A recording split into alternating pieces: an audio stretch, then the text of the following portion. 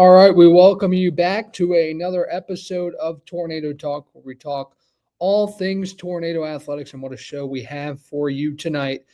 Ryan Wilkes taking you through all your coverage this evening. Thank you for joining me wherever you may be watching or listening from. We do appreciate it. We do have a packed show, so we'll get started with our corporate sponsors this evening that we'd like to thank ahead of tonight's show: Bojangles, BSN Sports, Comporium, Earthling Coffee, Hampton Inn, Jets Pizza, UNC Health Party, Pepsi, Pinnacle Financial Partners, Platt, Suburban Propane, Subway, and Zaxby's.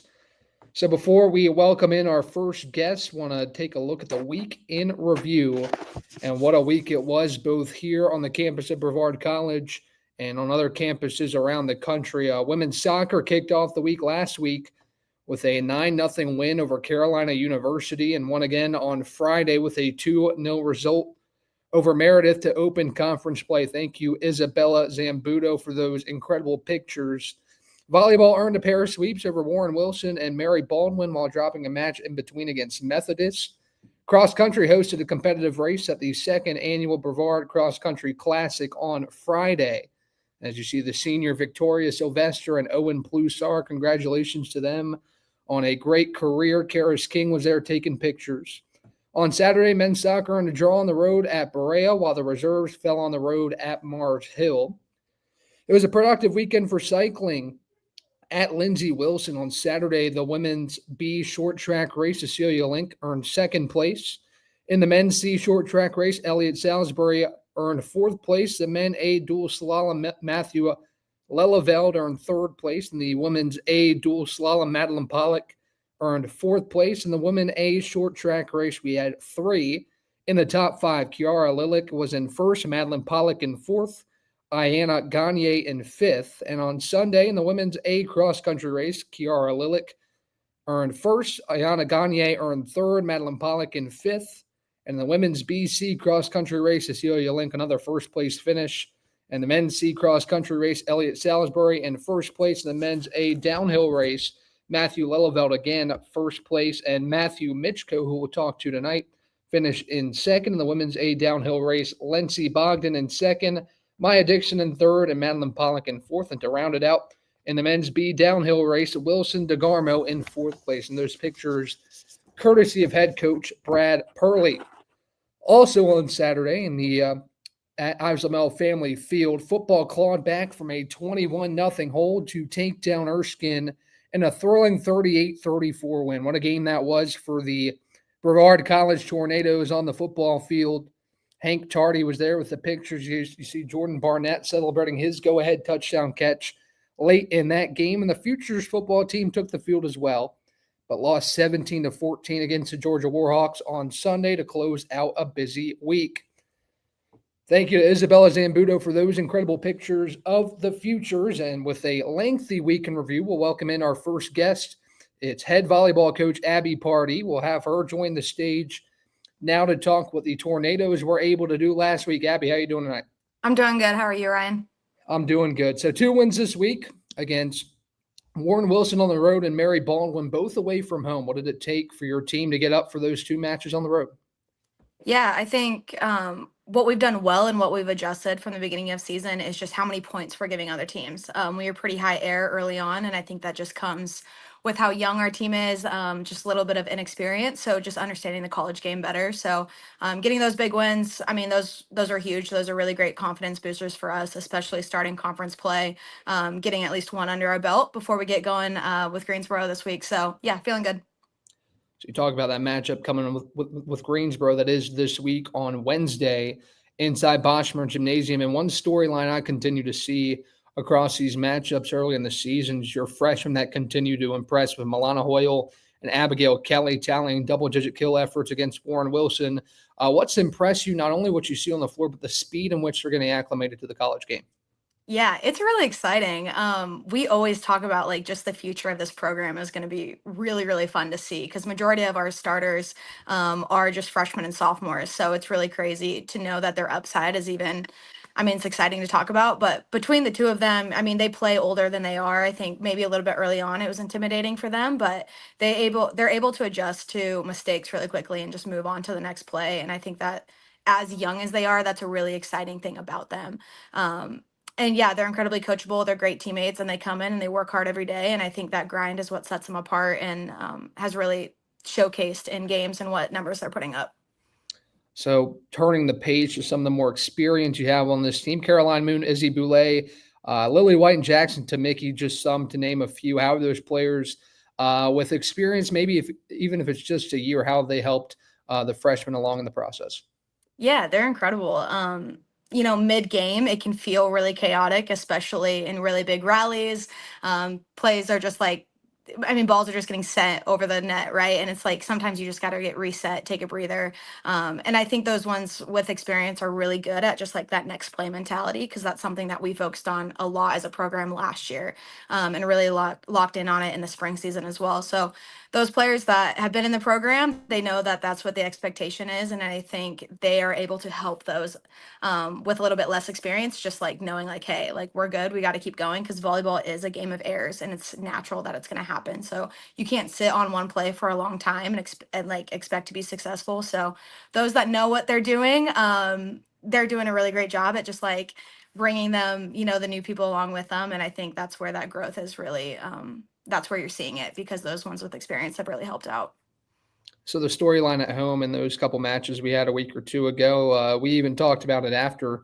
You fall behind 2-0 and you battle back, but by the end you just run out of steam. It's only natural that you do when you push it to 5 sets sometimes, but you flip the script on the road and sweep 2 matches away from home. What was the key to go on the road and keep the pedal down, not have those instances where you fall behind early? Yeah, I think it's just the mindset. I think it's what your headspace is when you're going through warm-ups and being really intentional and knowing that when that first serve happens, like you're locked in and you're in game mode.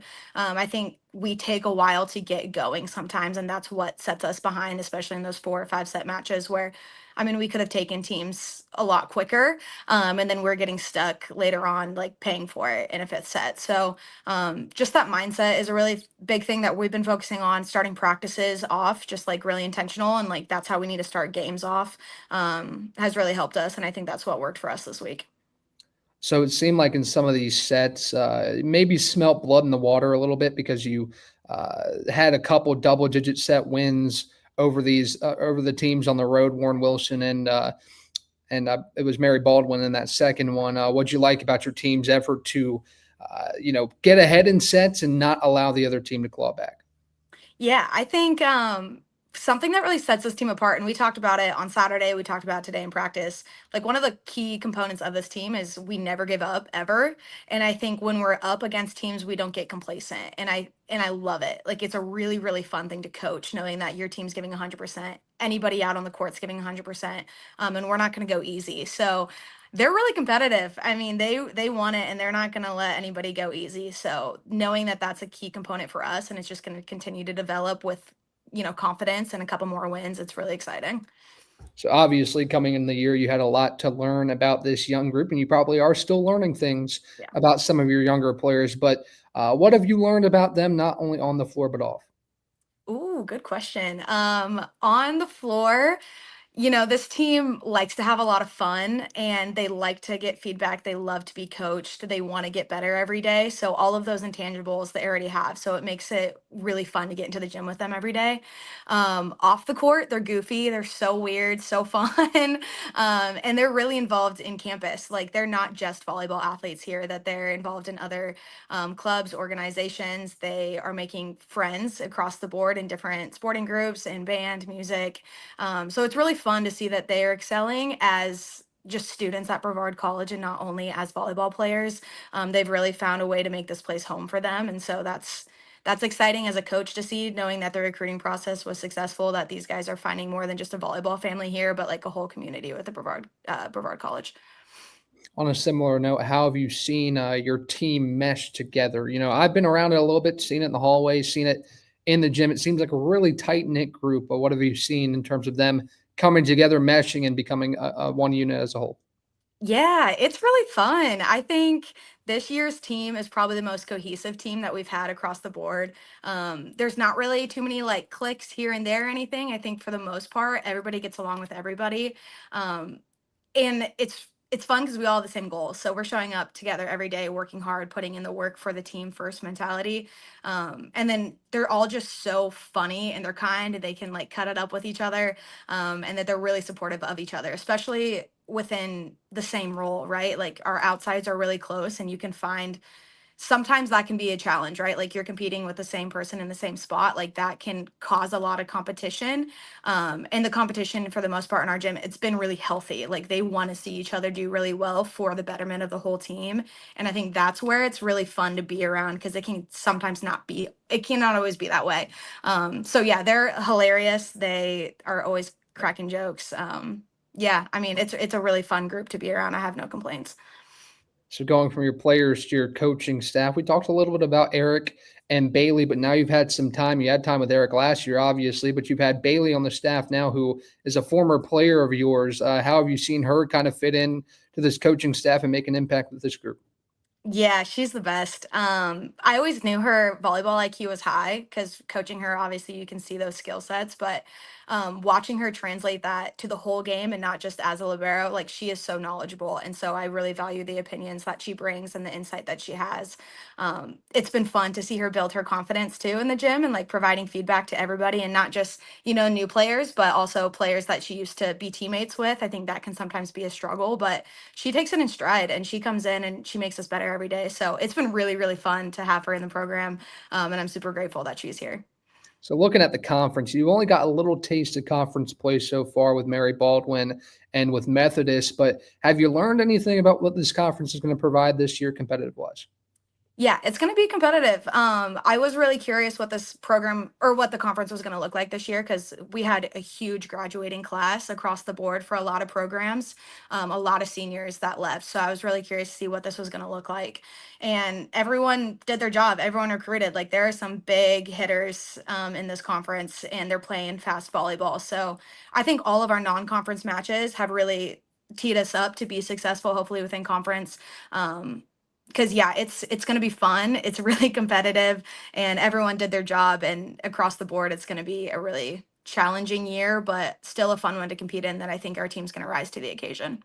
So, in my experience watching and covering sports, conference play is always competitive and you always want to win, but it's almost taken up a notch when you get an in state foe in town. And that happens this week with Greensboro coming to town. What are you expecting out of that matchup and what do you hope your team does well? Yeah, to be frank, Greensboro has a lot of experience coming back. Majority of their starting lineup are seniors with 3 or 4 years of playing under their belt. So it's going to be a tough matchup. It's going to be a really big challenge, and this team. Oh, sorry. I Something. lost you for a second. It's all good. No, you're good. So yeah, Greensboro, I think, is definitely going to be a really big challenge for us. I think defensively, we're going to have to stay, like, definitely step up, be a bunch of dogs back there, make gritty plays, and stick it out in tough rallies and make sure that those points are ending our way. But I think it's going to be fun. I think it's going to be really fun. I definitely encourage people to come watch because it's going to be really, really high level volleyball. And, 2 years ago, we took the upset against them in 5 at home, and like people still talk about that game. So I'm hoping for that energy again on Wednesday. You talk about that energy. How important is that, lastly, to have that home crowd? You had it in non conference, but again, it gets all the more important when you have conference games coming up. How important is a good home crowd going to be on Wednesday? Oh my gosh, so important. And they make the game just that much more fun, more energetic. We have recruits that come to games and like that's a highlight for them. Is just seeing like how into the game the crowd gets. Love when student athletes are there. The baseball team last time showed out huge and they were super rowdy and they made it a really good home court advantage for us. So absolutely it's huge for us. We appreciate it. We love it. And it just, yeah, I mean, they feed off the bench energy too. So the two of them going together, it gets loud in there. All right, Abby, anything else to add before I let you go this evening? I don't think so. Thanks for having me. All right, Abby, thanks for taking some time tonight. That is head volleyball coach Abby Pardee. We thank her for joining this evening as the Tornadoes will be back at home in the Bosch on Wednesday at 6 p.m., as we mentioned, to welcome in Greensboro for the first conference matchup at home. We'll shift gears now to women's soccer. I want to welcome in head coach of the Tornadoes, Juan Mascaro. Coach, how you doing tonight? Doing wonderful. How about you? I'm doing well. Thanks for taking some time tonight. I'll keep it brief with you. We got a couple of your student athletes waiting to join the show tonight. But I want to start talking about last week's matchup with Meredith. You knew once conference play started that intensity and the physicality was going to reach another gear. What'd you like about your team's response to that physicality in the opening win against the Avenging Angels? Yeah, I think it was a great game for us. It was a great result. When conference comes in and when conference play starts, it's a little bit different, right? So it is about winning those games, and everybody comes at everybody pretty hard. So for us is taking advantage of what we have and trying to score as many goals as possible. So I think it was a good game. It was a physical game, but we were able to handle them pretty good, and we were able to score goals, and that's what's important.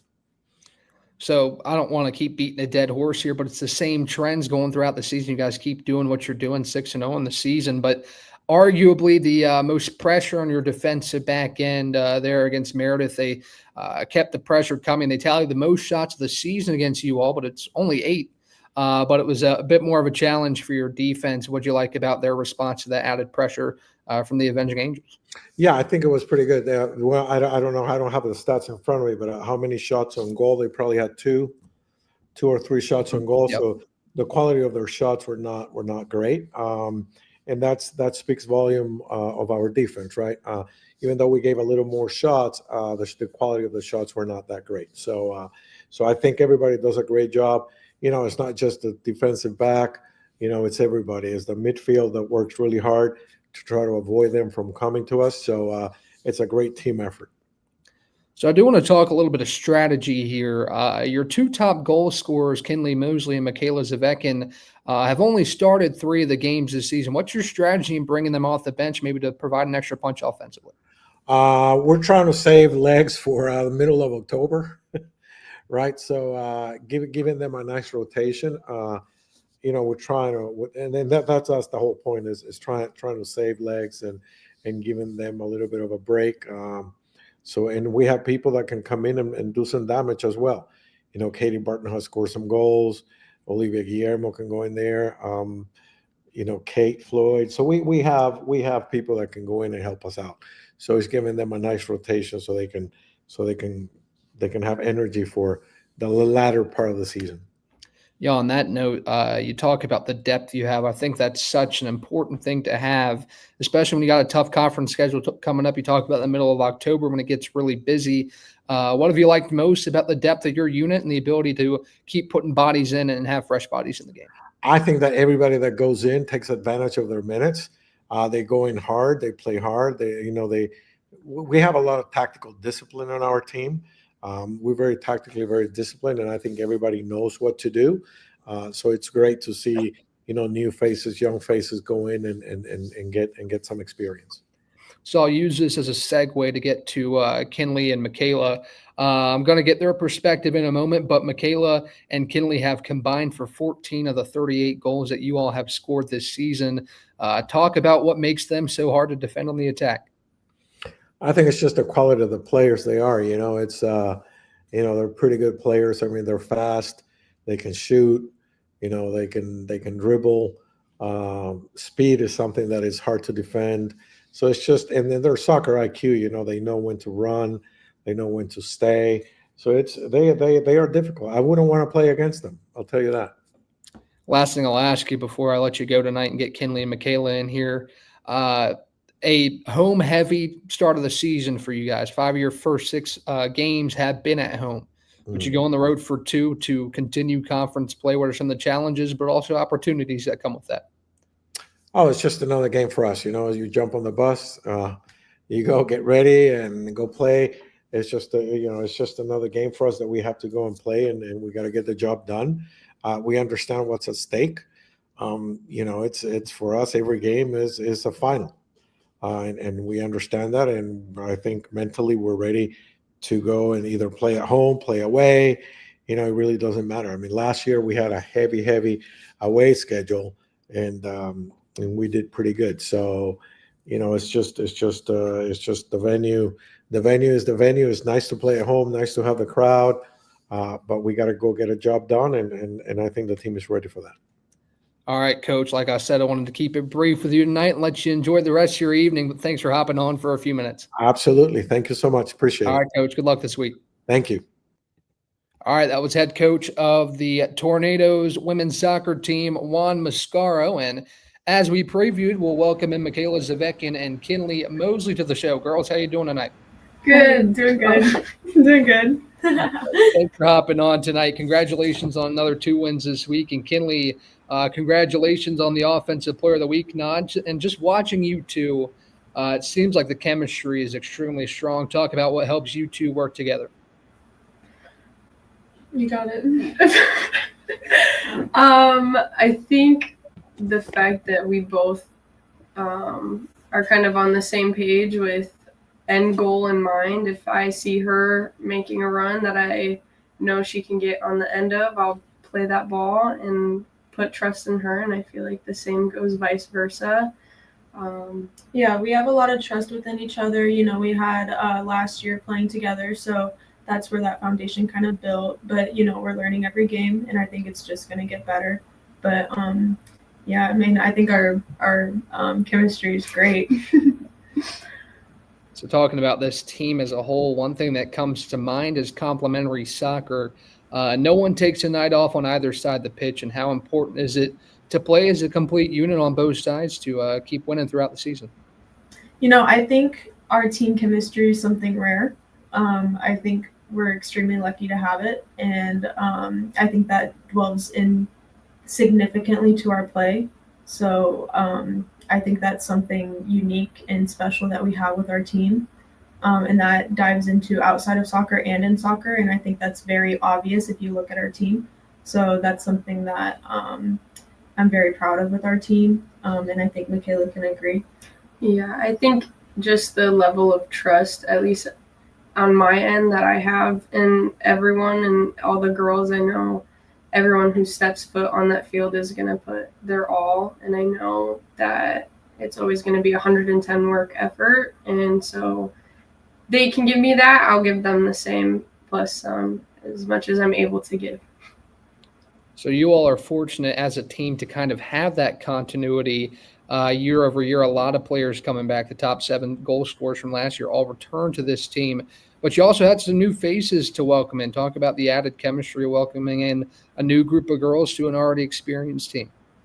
The freshmen are great. They're so Love cute. them. And Skylar, our transfer, they're all wonderful, great people. Absolutely no complaints there. I think they only add our depth to the bench is significant this year. And I'm super excited to see us use that throughout the season. But we have no bad seats on our team, and I'm really happy for that. Hi, Nico.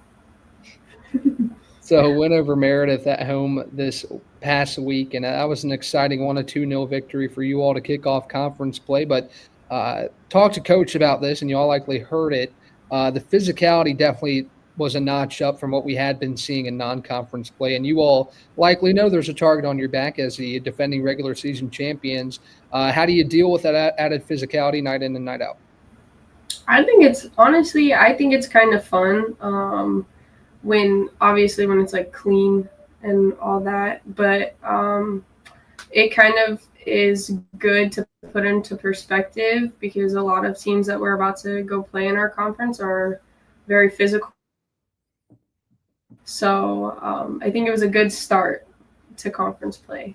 I think pressure is a great thing, and I think we perform best under pressure. And since we have that target on our back, we have the most pressure. And I think we really delve into that and take advantage of that and use it. So before I pivot to talking about these couple road games coming up, the home crowds have been pretty electric in those first 5 matches at home. How does that fuel you all on the field, and how does that kind of pump you up when you have matches at home? Oh, it's great. It's awesome. Yeah. Whenever I do hear them, I try tuning them out, but it's entertaining and helps, I feel, make me a little faster sometimes. Yeah, it gives us a little boost in our runs. So I've asked every new athlete that's come on the show this question, and the viewers might get a little tired of it, but just humor me here. What is your game day routine? You come into the locker room maybe 2-3 hours before the game.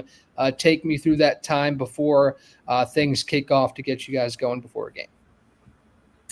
You want to first? I mean, honestly, I don't have anything specific. I just make sure I'm hydrated and eating the right thing. I don't really have anything unique like my left sock before my right sock. I honestly am more focused on like how I feel, making sure I feel good, you know. But really nothing significant. I, on the other hand, am very superstitious. Very. So I'll have to listen to the same playlist before every game. I have to make sure there's a certain, like, a few songs that I have to always listen to.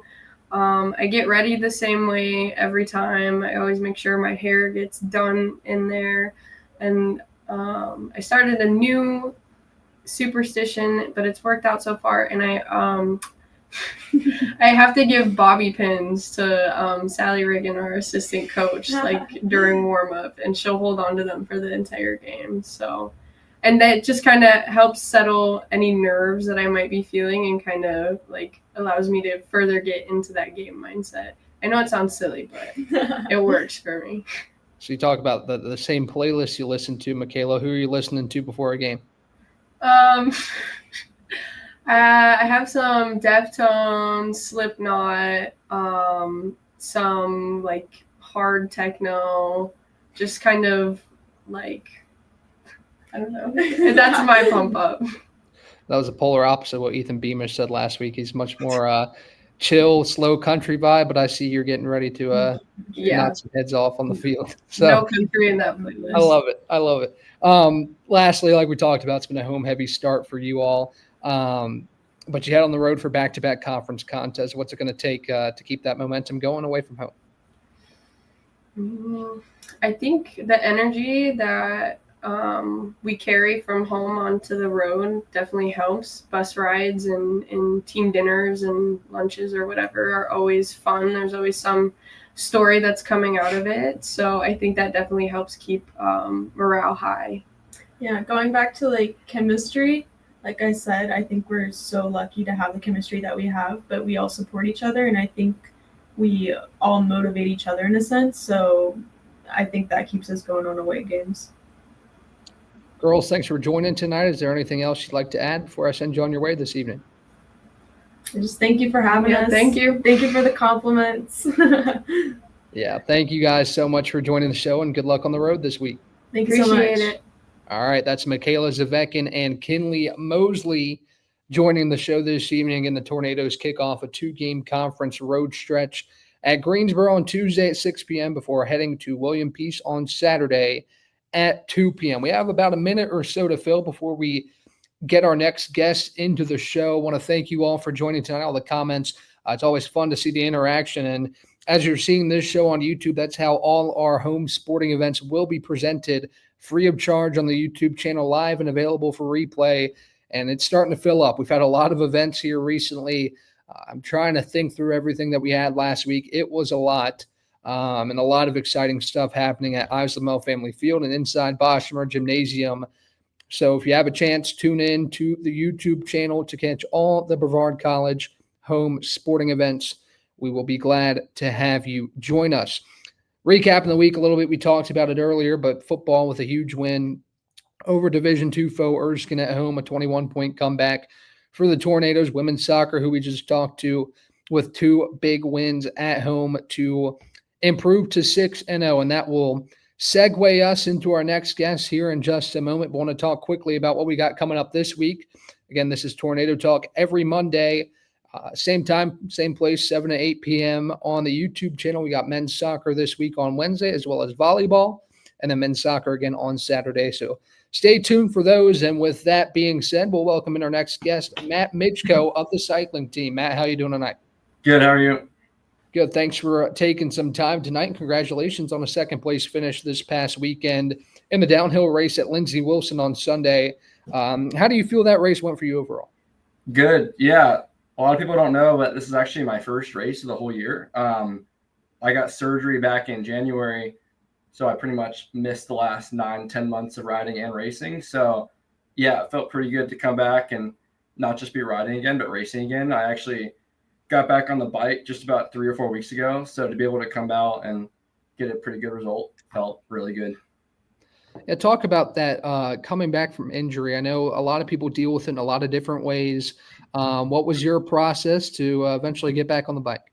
Yeah, so I got my second shoulder reconstruction done in January. I've had problems with both my shoulders. But yeah, I had my shoulder redone in January and a lot of physio, a lot of rehab, a lot of time off the bike, just getting it right. And then, yeah, unfortunately, it took about 9 months to heal from. But yeah, just a lot of hard work and I don't know, dedication, I guess, to get through it. Some adversity, but makes it more fun to be back riding now. Absolutely. And as you mentioned, this is your first race of the season. What does that lead up look like for you? It probably different than it ever has been this time around, being that it was your first time back on the bike, as you said, 9 months or so. What does that lead up to the race look like for you? Take me through your week in preparation for a race. Yeah, so last week I had a pretty good little race boot camp, whatever you want to call it, training camp, just doing a lot of time on the bike, a lot of race laps, intervals. And then this past week leading up to the race, mainly just focusing on rest, keeping the body good, making sure the shoulders feeling good and making sure my skills are sharp on the bike. And yeah, I feel like I had it pretty dialed, felt good energy, shoulder held up all weekend and felt good on the bike. So nothing too crazy, just usual race prep, pretty much, pretty standard. Just asked this question, but I'm going to ask it again to you. I always like hearing the differing superstitions and whatnot. Do you have any superstitions before a race or anything that you do religiously each time before you go out? Not really. What gives me confidence before the race is knowing I've pretty much done everything before I get to the race to be as prepared as I can be. And, I wasn't as prepared as I could be, obviously, because of the lack of bike time, but I felt I did the best I could for my situation to come back and get a good result. And yeah, that gave me some confidence just the couple weeks before leading up to the race. But I don't really have any superstitions. I pretty much do normal stuff, nothing too crazy. So this team, obviously a mix of freshman, sophomore, junior, senior, all that good stuff. What's the relationship with you like with your team, and how have you seen your team mesh throughout the season so far? Yeah, it's really good. Everyone gets along really well. We all, at least the downhill team, we all practice together, help each other with lines. Even the van drives and hotels, everyone, it's like a big friend group. Everyone gets along. It's just fun weekends. We all train together during the week, race together on the weekends. And this weekend we were really lucky. We had a few former BC athletes that graduated that came and helped us out with coaching and driving vans and line choices. So we had Dylan Richardson and then Jack Brown, and then they helped bring some good vibes to the team and help us out during practice. So yeah, it was a fun weekend for the whole team. So in terms of this area around Brevard, not everybody has as scenic or as mountainous of an area that you all have to practice on and to, go about. How much of a benefit is that to you as an athlete to have an area like this that can kind of help better prepare you for some of these races? Yeah, there's nowhere else that I would want to live more to train at least year round for downhill. There's so many fast guys, world-class guys that live here, and they live here for a reason. We have probably some of the best trails in the country you can ride year round, the best place to train, the most variety. And yeah, it's honestly a dream living here, and there's no other place I'd rather be. So you've been under the direction of head coach Brad Purley during your time here at Brevard. What kind of impact has Coach Purley had on you in your time here? Yeah, he's helped a lot with guidance and almost like mentorship. He doesn't do as much coaching for us because a lot of us have our own individual coaches. But as far as team management and helping us get to the races, helping just the whole team function, he does an amazing job. And this year we don't even have an assistant coach. It's just Brad. So he's doing a great job keeping everyone organized. And yeah, we're very grateful to have him running the team. Everything is going very smoothly, and yeah, very grateful. So as the season continues, the focus slowly but surely shifts to that national race on October 9th through 12th. You have one more race to go before that. But what do you hope to prove this year ahead of that race to be ready to go after placing in the top 20 last year? Yeah, honestly, I'm just taking it one day at a time. Like right now, I don't have big expectations as far as results. I'm just trying to just focus on my riding and getting a little better each day, and then hopefully the results will come from just focusing on the process versus the result. But yeah, I'm really excited. After the year I've had, getting a result at nationals would mean a lot. So I'm just doing everything I can to make sure I can do that, and yeah, having fun along the way. So in this past race, in your downhill race, the last thing I'll ask you is, what were some of the challenges that came with that course, especially dealing with that, just coming back from surgery? What were some of the challenges there to come out and perform well in your first race back? Yeah, so the track was very different than anything we've usually raced. It was very short, very awkward, like rock sections, root sections. But we got some good practice in, and we're able to learn it. And everyone's got to race the same track, so we're able to adapt. And I just gave it my best run, and it worked out. But yeah, it was still a good time despite the track. Matt, thanks for taking some time tonight. Is there anything else you'd like to add before I send you on your way tonight? Yeah, just shout out to the whole team for making it a fun weekend. Very happy to be back here. Matt, thanks for taking some time tonight, man. It was great to have you on. I'm glad to see that you're back on the bike and recovered from that surgery, and good luck the rest of the season. Yeah, thank you. All right, Matt. That is Matt Mitchko of the cycling team, as Brevard will wrap up its regular season at Lees-McRae this weekend before heading to Mesa, Colorado for nationals on October 9th through the 12th. So that'll bring us to our final two guests while we get Reggie Taylor II situated in the office. We'll welcome Coach Bill Kyatt to the show. Coach, how you doing tonight? Fantastic. Thank you for allowing football to be represented on your show this evening. And where do we start with that one? I mean, what a game this weekend. We're going to give the viewers a crash course on this wild ball game. If they missed it, if they did, I'm sorry. It was quite the treat. You guys stormed back from 21 points down to take down Erskine, 38-34. First of all, Coach, how proud are you of this team's effort to come back and win this game?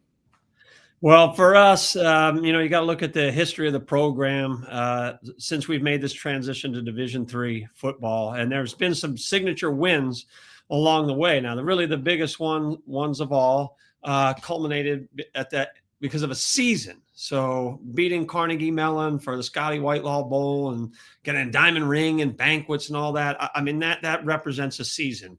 Beating Maryville on their home turf to get a share of the USA South Western title.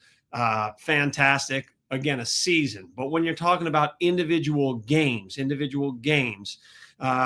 there's a handful that NATO Nation that has been a part of this football program for a while now would know and remember us having beaten Christopher Newport back in 2019, a comeback win against Averett in the last minute in that same year, 2019, the triple overtime thriller that everybody seems to be talking about from 2 years ago against Maryville here at Osland Mel Family Field. Some great signature wins, but this one here was something extra special just because of the discrepancy in size and speed and all these measurables that go into it. And everybody talking about, a Division II program and saying, hey, just do your best to try to hang in there. Well, we don't coach any team to hang in with anyone. We coach to win. And all the players play to win. That's how they prepare. And it played out as we hoped. At least it finished the way we did. We hoped it would at the end of the game. That's awesome, Coach. And it was a wonderful game. And one of the reasons it was such a wonderful game, we'll welcome him into the show right now, Reggie Taylor II. Reggie, you were partially responsible for my lack of voice on Sunday morning.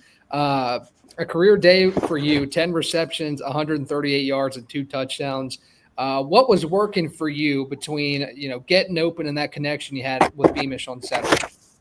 Honestly, it was just we wanted to win the game. Like Coach Kyatt said, I mean, we don't go into the game just with a loser's mindset. We went into it with let's just shock the world, and that's what we just came out to do. So, as we mentioned, down 3 scores, you get a score before halftime, pretty textbook stuff with about 30 seconds to go before half, and you're able to keep Erskine out of the end zone before going to the break. And you went to the locker room with some momentum. You could feel it slowly but surely creeping back into the stadium.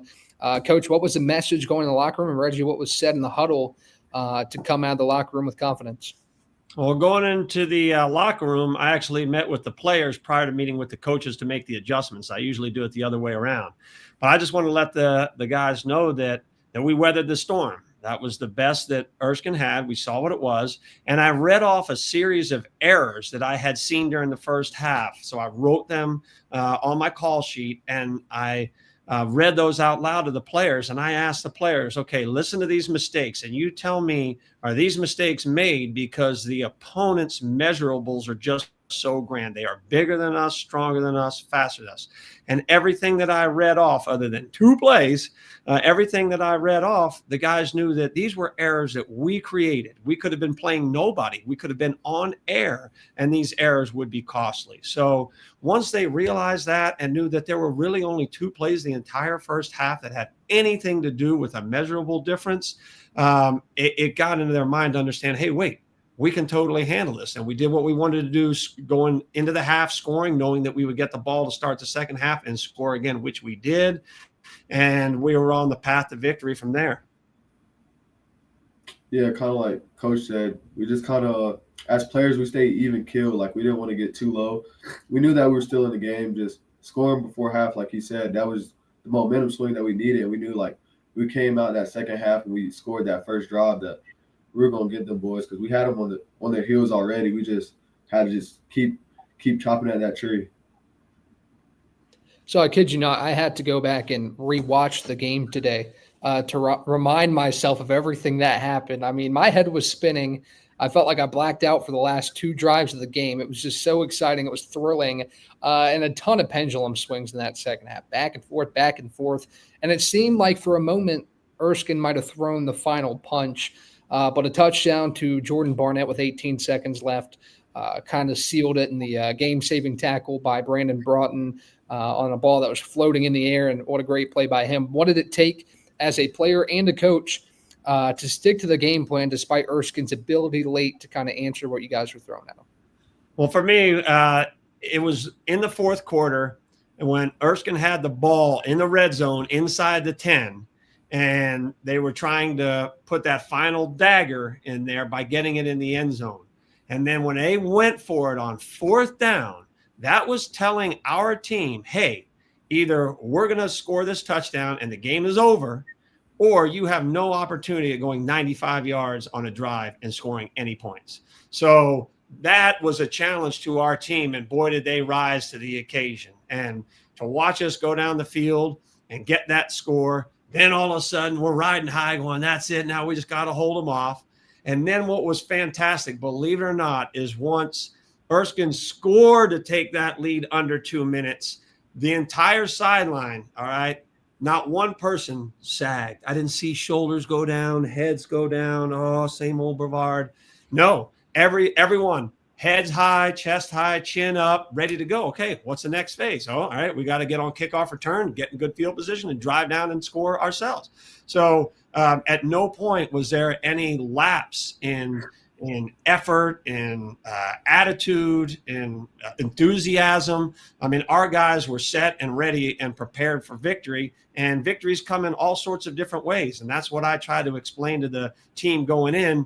In Erskine's 5-year history, they have 7 wins. So in those 7 wins, they don't really have a lot of history in knowing how to play with a lead, play from behind, play in a tied game, play in a close game, people coming out. So there's so many different ways to win, and we have enough veterans on our team that have experienced those different types of styles of winning. And that's why there was no fear going into that final drive and making the calls and going 5 plays down the field, and ended up getting that final score. And then, of course, the defense, if you look at the statistics, yeah, you might see that they gave up some chunk plays and some big yards. But when it really counted and we were leaning on the defense to make a play, they stopped them on that 4th down in the red zone. And then on that final drive, when they got the quads into the boundary, 4 receivers all set, and they're ready to have their big play to get a touchdown on that last snap. and have Robert Dorsey come in, come as billed as the preseason All-America, and go in there and knock on that quarterback, have that ball fly up in the air and make that tackle. I don't know where my headset is. It flew off in all the excitement. I don't really ever show much emotion. I don't know where that thing went. Hopefully Coach Helton found it somewhere. But I was gone and running, fighting the first person I could to hug, because that was a thrilling end to the game. Yeah, I mean, again, like Coach said, I mean, as a player, we just wanted we practiced it throughout the week. So we saw that we had enough time to just go out there. We knew if you catch the ball, get out of bounds or hurry up and get back on the ball. So it's just all about going out there and execute. And then as an offense, I mean, you just had to go to the sideline and trust that our brothers, I mean, they practice the same drills that we practice. So we knew that we were just going to have to execute. That's ultimately what we did to perfection. So I want to talk about those goal line situations, Coach, that you just mentioned. The 4th and goal, they tried this play early in the game and it worked. The fade route to the back pylon, Tonk Dorsey, 6'5", 210. A guy like that is probably going to have his on any given day, just given his physical tools. But that play worked one time, and they thought, okay, we're going to keep going back to this when we're down near the goal line. And Dre Burton, Jamari McDaniel, they didn't care what they had to do. They were going to scratch and claw and jar that ball loose, and they did so late in that ball game. What did you like about those guys? A little bit of a David versus Goliath type situation with 5'9" Jamari McDaniel getting his arms in there and poking it loose. How impressed were you with that effort on a much bigger wide receiver? Well, a couple things are involved. One is leadership group. Leadership group in this case would be Coach Owens and Coach Bird. They are the defensive backs coach on our unit. And it is their task to make sure that these gentlemen understand the proper technique. So if you're ever outmatched in size, speed, all those measurables that everybody wants to look at, you can gain an advantage with having proper technique. And that is what's being coached to those guys. Now, the technique can be there, but without the effort, right? Without the toughness and the grit and all those kind of words that you'd want to use to describe. That's how they play. So for something to happen earlier in the game, okay, well, there's a reason why it happened. Let's make that correction. And they're going to try to come back to that. And when they do, we will be properly prepared and ready to go. And to see them be able to make those plays and in the clutch. So think about that. It's one thing to make a play in the middle of the second quarter and everybody's cheering and wonderful. That's great. But when the game is on the line, that makes that play even bigger, a more tremendous play. So fantastic job by all those young men on that defensive side of the ball. When it really counted, they rose to the occasion. The moment was not too big for them. And when the play was presented, they made it. So you make that point about when the play is presented, they made it. And that happened on the other side of the ball as well, inside 30 seconds to go. Not only was it a huge play in the moment, it was right after a false start by Jordan Barnett that cost a 10-second runoff, and then he makes the play of the game in the corner of the end zone. What does that say about Jordan to, again, not hang his head and go out there and make a play that wins the game? Okay, I'll let you in on a few secrets. Okay, so there's a couple of things that were going on there. Okay, so one is that was a in-game adjustment. Okay, so there was some stuff that we had seen earlier in the game where we knew, hey, this particular scheme could work, and we wanted to do it a specific way. So rather than something we had practiced and said, okay, hey, look, when the game's online, this is the play that we're going to go to. No, this developed within the game. So that's part one. Part two is because we didn't have that in there, the message had to get sent a different way into the game. And when we lined up, we were actually lined up opposite of how I wanted it. I wanted all the people, if you notice, when we go back out there after the false start, that same formation was lined up the other way. So this is one time when I was so thrilled to have gotten a penalty because it afforded us the opportunity to make the adjustment to get the people where they needed to be. And once we did that, and what was really funny is that, the way Jordan practices in our warm-up session, I see him do certain things, and those certain things are the techniques that he used for that last play to make that catch. And Again, a catch is entirely different when the game is on the line than when you make a catch on a random first down in the middle of the first quarter. So clutch, now you know who you can trust, you know where you can hang your hat, and just a great job. So you can talk about all the 6'5" guys that were on the other team, but Jordan Barnett's not too short himself now. Reggie, back to you. On that note of wide receivers, it was you and Adam Douglas. Adam had the big 77-yard touchdown grab that put him over 100 yards on the day. Others chipped in as well. You two were the main 1-2 punch there, especially late in the game. But what does a complete performance from this unit say about the wide receiver room moving forward? I mean, every day we just come in, and the way we break it down is we call each other the steppers. And that just means we have to go on the field. We have to do what we got to do. No matter if it's a bad ball, a perfect ball, like when a play's presented, you got to make it. And that's just, we broke it down actually pregame with playmakers. So we definitely lived up to that in the game. And Reggie, for you too, talk me through the emotions going through your head, end game, praying your defense makes a tackle, and they do. Walk me through the last couple of seconds of that game and the moments thereafter that were special for you. Yeah, definitely. I mean, the final seconds, it was just trusting my brothers on the field to make the play, and then that was probably one of the longest games of my life. So when we won, it was the biggest sigh of relief, the biggest just happiness, because I saw the work that we put in throughout the week, and I just having that upset, it felt really good. So, Coach, for you, there was over 1,000 yards of offense, all things considered, in that football game. But as many yards as there were, it felt like your defense was still really good. It felt like they made the big plays when they needed to make them, the interception, all that good stuff that happened, the stops on fourth down. What'd you like out of the defensive unit to make those plays near the end of the game and give your offense a chance to win it?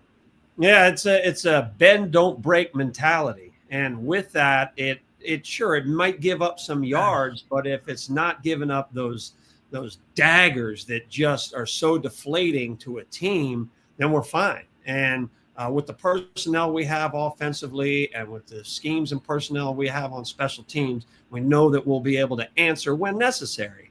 But what was great to see was how, last week there were certain names that you called defensively. So now that was versus Sewanee. So now Erskine has to look and say, well, we have to account for these players now. They start accounting for those players. And now you have players like Robert Dorsey, who may not have been as strong statistically against Sewanee, but now all of a sudden they're getting, I think every tackle he had was either a tackle for loss or a sack. So, things change quickly out on that field with who can make plays. So we are not limited with playmakers defensively. Sure, we have the guys that are the marquee names, but when they aren't making plays for one reason or another, either because of the game plan of the offense or certain situations, then we have guys that can step up and make plays regardless of the situation. So can't go this show without talking about Ethan Beamish and the performance that he had. My color commentator, Rick Green, called him Rocky during the game. He was hit time after time, helmet flying off, hit on the sideline. But he comes out of the locker room having 65 yards passing, and he finishes with 345 yards through the air, 4 touchdowns, and no turnovers. Both of you can speak on this. Coach, first for you. What does it mean for you to see him week in and week out just continue to deliver these type of performances? Well, you have to be a warrior in order to be able to play that position, but at some point you actually earn that title. And I told Ethan after the game that he has now officially been labeled warrior after that performance. Some of the hits that he has to take and endure, sure, they were errors on our part sometimes where we allowed a man to come in that shouldn't have been in there because of an error. But fortunately, he was able to get the ball off just before he gets hit and delivers a strike, even though he's about to get struck. And then there's other times where we know that's a known rusher that we know is not being blocked, and we have to now throw it to a receiver quicker than we'd like to. But he tries to buy as much time as he can for that receiver to get there, knowing, okay, I'm going to do this, but I got to give my body up in order to get this job done. And he's willing to do that. Then there were several times where he needed to scramble, certain breakdowns in protection, had to try to move around a little bit. And heck, he took one shot on the far sideline, well out of bounds. But anyway, took that shot. And I mean, that was an ankle shot. Then he lands on his hip. Earlier in the game, he got his helmet knocked off with another player driving right at his face with a helmet on. I mean, that could have been a catastrophe. And when we got into the 2 minute, okay, we had 2 minutes left in the game. We got to have this game-winning drive. And I watched poor Ethan go out onto the field, and I'm saying he is hobbling, can barely walk. Is this the man that we want to lead us down the field when in a 2 minute situation there, no, we're throwing every down? Is he mobile enough to do it? And it was a resonating yes, I mean, resounding over the headset. He's the guy for the job. And sure enough, you wouldn't even have known he was hurt in his performance and his deliveries. I mean, that was 5 strikes that he threw. I mean, absolutely on the money. And sure, we had some fantastic routes tied into that. But that ball delivery and reading of the defense, I mean, you can't say anything other than it was just tremendous. I mean, it was really so spectacular to be able to see what he did out there. And again, under with a body that had been beaten and pounded and bruised. So that was not a fresh Ethan Beamish, if you will. Yeah, kind of like y'all said. I mean, Beamish, he played like a warrior. You just gotta respect that and love that as him being our quarterback. You know what I'm saying? That's who's leading our team at the end of the day, our offense. So if he can go out there and get hit, it just makes the rest of us say, hey, no matter how tired we are, no matter if we're cramping, whatever's going on with our body, our starting quarterback, like he said, get his helmet knocked off, he's still going to the field. We just got to keep playing through those little knick-knack injuries. Reggie, from a trust perspective, Coach talked about those 5 passes on the final drive. One of them I remember watching today, he got hit as he threw, and you're not even out of your break yet. He knew where you were going to be, and you knew where the ball was going to come. You turn around, it's right there on the sideline. In practice and in game, how has that trust built over time to where you know where the ball is going to be and he knows where you're going to be as well? I mean, yeah, like you said, in practice, we rep it. If we're not in a drill, let's go on air, just running routes. I mean, I stayed up here last summer, so that helped a lot. And just building our chemistry, that's the biggest thing. And as a whole receiver room, we feel like he's going to put the ball, like you said, exactly where it's at. So it's just about us being disciplined, getting to our depths, making sure we stay vertical in our routes, and just the ball's going to be there every time. We know that. So I want to go back to this one play, 4th and 12, I think from the 29, if I'm not mistaken. It's just a beautiful ball that he put out there for you to run after, and you got your foot down, laying out full extension. Take me through that play on really you don't have that, and you probably don't win the game. Take me through that play. Yeah, I mean, just going out there, it was just a do or die kind of mentality, knowing, hey, if the ball goes in the air, we're trying to win a game right here. You got to do everything in your power to just get the defender off you and catch the ball. And like you said, it was a beautiful ball. Just had to make a play. The ball was in the air. Like I said, we call ourselves a playmaker, so it's time to be a playmaker. So I don't think there's a more perfect time for a bye week. A lot of bumps and bruises, a very emotional game, and now you get a week to reset before you head on the road to start USA South play. What's this next week going to look like for the both of you to head to Jackson, Mississippi, freshened up to take on Belhaven? Well, the first thing you have to do is, you talk about one game not defining a season, right? So maybe a loss to Kentucky Christian, that doesn't define your season. Well, you got to make that same claim if you win a game. You can't say winning a game now defines your entire season, that we're going to be something special. It all has to be earned. So there were plenty of errors that were made in that game that we could be sitting here having an entirely different conversation right now. But things did fall in our favor, which was great, but we have to eliminate the mistakes that were made so they do not surface in the future and we don't end up achieving our goal at the end of the season. So during this week, it's really more about fundamentals, because you run out of time in preseason all of a sudden it's time for a game and you just got to go to it and put on this fantastic show for everybody. But behind the scenes, these errors that keep creeping up in every game, they continue to surface. You've got to get those things out of there. So that's really what you have to spend your time on now, because it's difficult to spend all that time on those fine details during the week of the game, because you're trying to implement a new game plan. Guys are learning new things. So those kind of slip off to the side, even though you remind them, you can't actually focus on them. So that's basically the point of the week while guys are healing up. And then now we can start to reevaluate some of these roles, right? Now we get to look at some film and out of conference play and say, okay, well, what do these guys do for us within the program? The guys that have played, the guys that have somewhat participated, spot played, role played. And what about all the guys that have been working hard behind the scenes that you don't see on Saturdays? They've been working off of scout cards and, giving some opponent looks and that sort of thing. We have plenty of guys, we're plenty deep in the arsenal. So how do those guys fit in once we get into conference play, and will those roles adjust or change at all? So that's what we're looking to get done during this time in the bye week from a coach's standpoint. And then, from a player standpoint, just healing up. Like you said, we got a few bumps and bruises. Take this week, get healthy. Don't create any more bumps and bruises, but we got to stay level-headed. Like Coach said, I mean, that was a big win, but at the end of the day, it's not going anywhere towards what our goal is, and that ultimately to come out conference champs. So it's time to lock back in for these next couple of weeks and handle our business. Guys, I've been looking forward to this all day. This has been a ton of fun. We could talk about this game all night. There's so many things we could get into, and what a game that was. Congratulations again to you guys, and gave the viewers the cliff notes if they didn't get to watch it. And what a day that was at Islamiel Family Field. Thank you, too, for joining me tonight and breaking that one down. Appreciate you having us, Ryan. Yeah, y'all have a good night. You too. All right, thank you.